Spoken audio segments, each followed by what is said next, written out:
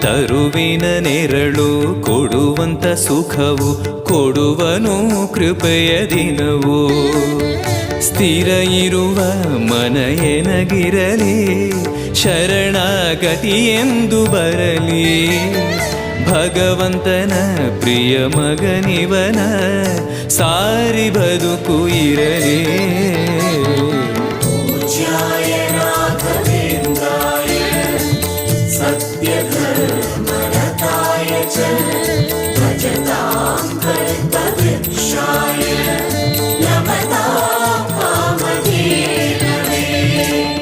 ಆಲಯವೆಂದರೆ ಮಂತ್ರಾಲಯವೇ, ಬೇರೆ ನಾ ಅರಿಯಲಾರೆ.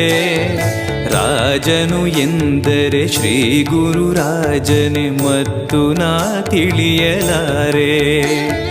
ಆಲಯವೆಂದರೆ